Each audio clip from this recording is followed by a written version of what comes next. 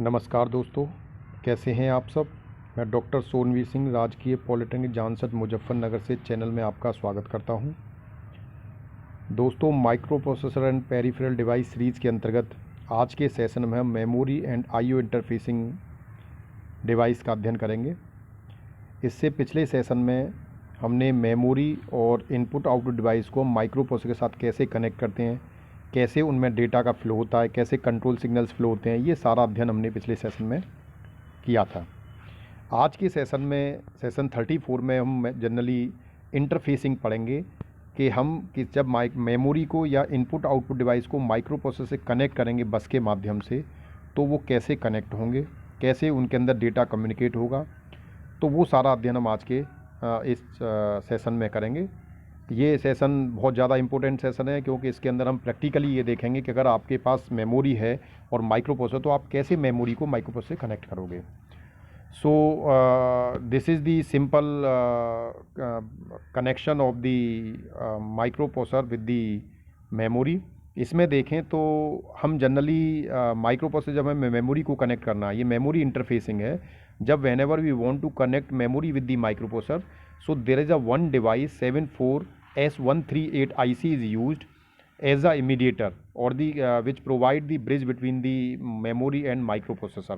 क्योंकि डायरेक्ट हम मेमोरी को माइक्रो प्रोसेसर से कनेक्ट ना करके 74S138 के माध्यम से करते हैं। So we can say this is the basically IC which is use to interface memory with the micro processor. इस आई इंटरफेसिंग डिवाइस के द्वारा हम मेमोरी को माइक्रो प्रोसेसर से कनेक्ट करते हैं। तो इसमें देखें तो ये जनरली जो IC है 74S138, ये 16 पिन IC है। इस 16 पिन IC में हम देखें तो जो पिन नंबर 1, 2, 3 हैं, इस पिन नंबर 1, 2, 3 पर जो 3 पिन हैं, इन पर हमने status signal S1, S2, S3 या address line 30 A13, A14, A15 के लिए हम इसे यूज करते हैं। इसके अलावा pin number 4, 5, 6 as a enable है। इस पिन के माध्यम से इस IC को इनेबल किया जाता है, जिसमें 3 इनेबल पिन हैं, E1, E2A और E2B। E1 पे हमेशा हम 5 वोल्ट देंगे, ये इट इज़ ऑलवेज 1, इसका मतलब 5 वोल्ट का मतलब हमेशा 1 रहेगा ये। और E2B जो सिग्नल है, इस पे देखें this is connected with the IOM bar pin of the micro processor. Micro processor के अंदर भी, जब हम माइक्रो प्रोसेसर का पिन डायग्राम पढ़ा था तो उसके अंदर भी हमने देखा था कि IO/M बार की एक पिन होती है जो इनपुट आउटपुट या मेमोरी को रिप्रेजेंट करती है। तो यहाँ पर पिन नंबर 4 पर 74138 की पिन नंबर 5 पर हम IOM जो माइक्रो प्रोसेसर IOM पिन है उसको कनेक्ट कर देते हैं। और जो पिन नंबर 4 है, जिसे हम E2A इनेबल पिन A कहते हैं, वो ग्राउंड पे कनेक्ट होती है। तो इसका मतलब ये है कि जो पिन नंबर 6 पर जो इनपुट है, इनेबल पिन इनपुट, वो हमेशा 1 रहेगा। पिन नंबर 4 पर जो इनपुट है वो 0 रहेगा। और पिन नंबर 5 का इनपुट अकॉर्डिंग टू डिवाइस के, हम IO को यूज़ कर रहे हैं या मेमोरी को यूज़ करें, उसके अकॉर्डिंग ये 1 या 0 होगा। अगर हम इनपुट आउटपुट डिवाइस को यूज़ करते हैं तो ये पिन नंबर 5 पर सिग्नल 1 होगा। अगर हम मेमोरी को यूज़ करते हैं तो मेमोरी पर बार लगा हुआ है, तो जब ये सिग्नल लो होगा तो उस समय मेमोरी पर ऑपरेशन होगा। देन पिन नंबर 16 है जिसमें हम VCC यूज करते हैं, और पिन नंबर 8 पर ग्राउंड यूज किया हुआ है।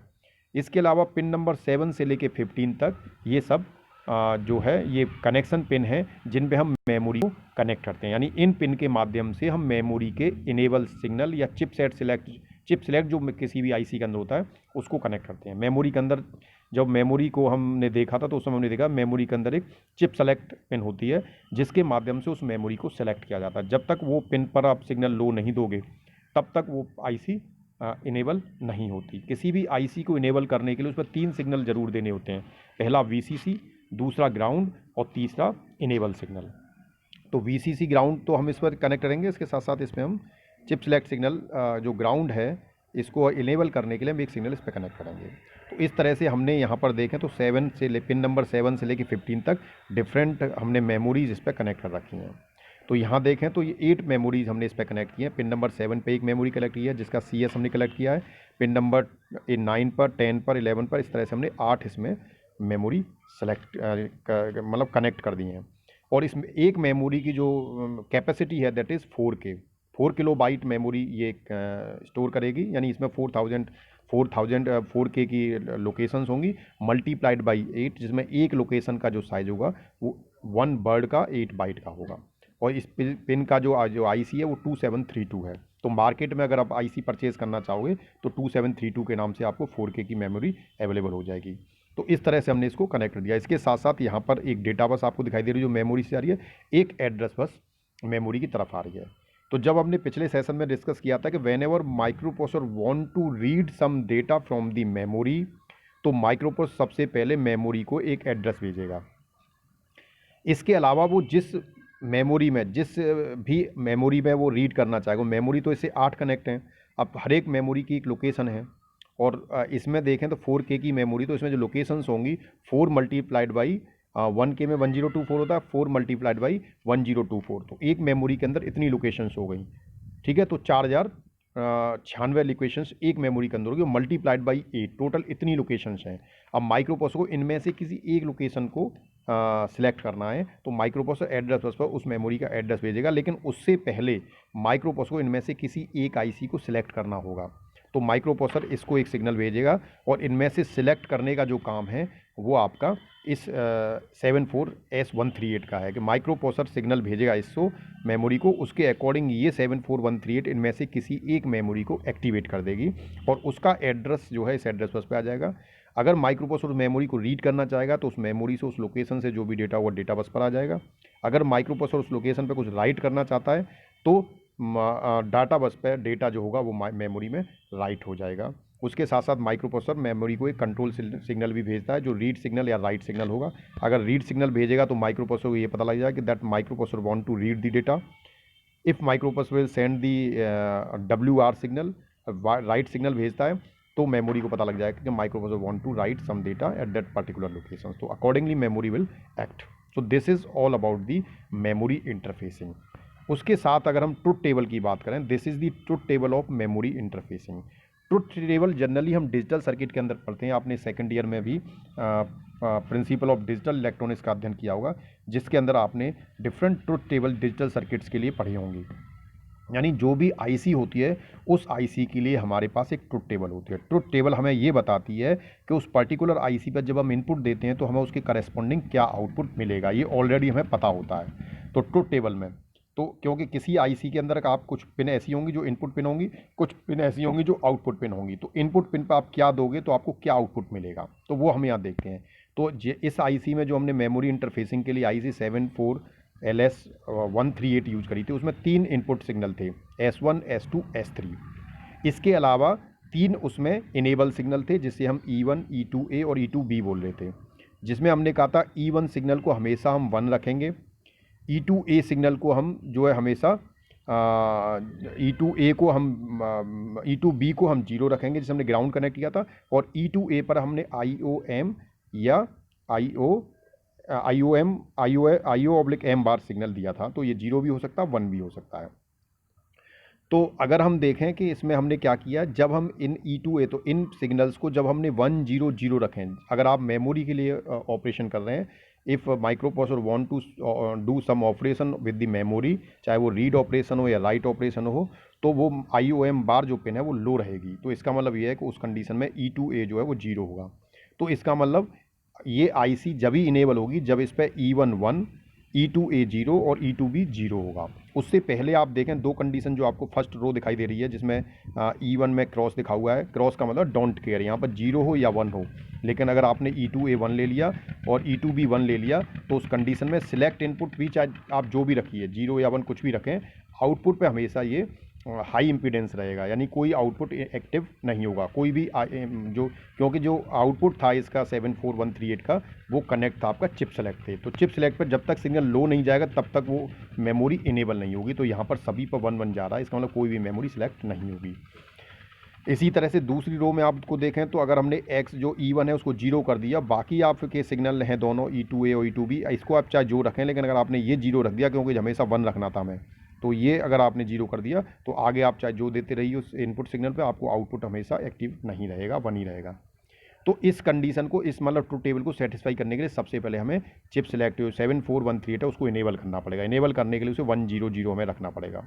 तो हमने देखें सभी में 1 0 0 रखा हुआ है। जब आप 1 0 0 देते हैं, ये इनेबल सिग्नल 1 0 0 रहेगा, और जब आपने 0 0 0 इनपुट दिया है तो उस कंडीशन में जो O0 है वो 0 हो गया। इसका मतलब जो 8 मेमोरी उस पर सेलेक्ट है, उनमें से एक मेमोरी जो पिन नंबर O0 जिस पे कनेक्ट है उस पे कनेक्ट है। पिन नंबर मान लीजिए सपोर्ट आपने 7 पे O0 कनेक्ट किया है, 9 पे O1 किया, इस तरह से बढ़ते क्रम में आपने मेमोरी कनेक्ट कर रखी है। तो जो पहली वाली मेमोरी है वो एक्टिवेट हो जाएगी और माइक्रो प्रोसेसर जो भी रीड ऑपरेशन राइट ऑपरेशन करेगा उस पर्टिकुलर उस मेमोरी पे वो ऑपरेशन परफॉर्म होगा। इसी तरह से हम दूसरा सिग्नल दूसरे और अगली फोर्थ रो देखें तो जिसमें हमने इनपुट सिग्नल को 001 रखा है। तो जब आपने 001 रखा है तो इस कंडीशन में आपका O1 जो है वो इनेबल हो गया। O1 मतलब आउटपुट जो है वो लो हो गया। लो एक्टिव पे ये सिग्नल आउट मतलब आउटपुट जब लो होगा तब वो हमारा इनेबल होगा। तो ये 0 हो गया, तो इसका मतलब इस पिन पर जो भी आईसी कनेक्ट है मेमोरी, वो आईसी जो है मेमोरी इनेबल हो जाएगी और जो भी रीड राइट ऑपरेशन उस मेमोरी में परफॉर्म हो जाएगा।